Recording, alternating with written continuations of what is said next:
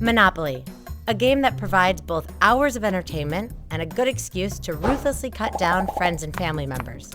And it turns out there are a few math-based tricks that make winning easier. Monopoly is a classic game of chance, which means moves can be estimated with probability calculations.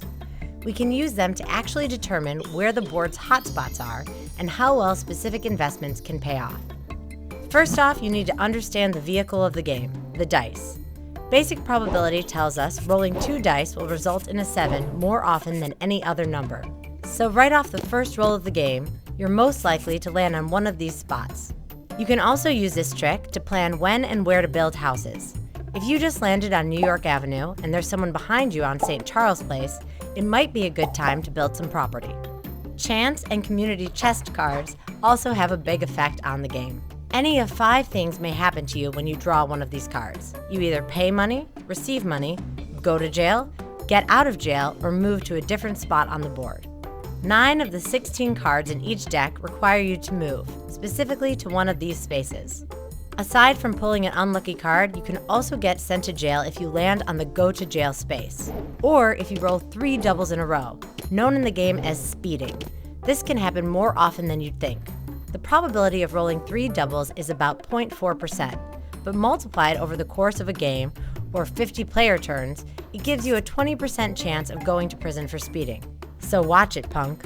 With 4 possible routes, you're more likely to land on jail than any other individual space. It's actually the most visited space on the board.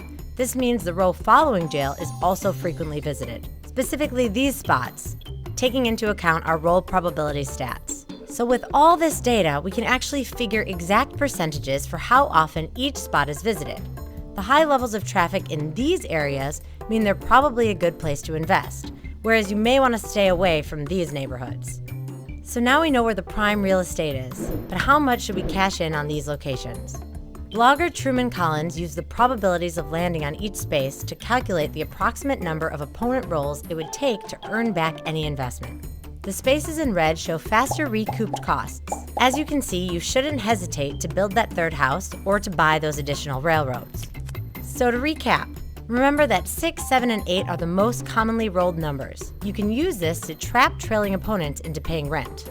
Jail is the axis of the board, meaning the properties following it are frequently visited, specifically these ones. Buy them. 3 houses is the sweet spot. In all cases but one, building 3 houses will allow you to recover your investment the quickest. Keeping this math in mind, you'll be ruling the Monopoly board in no time. Just try not to let it go to your head.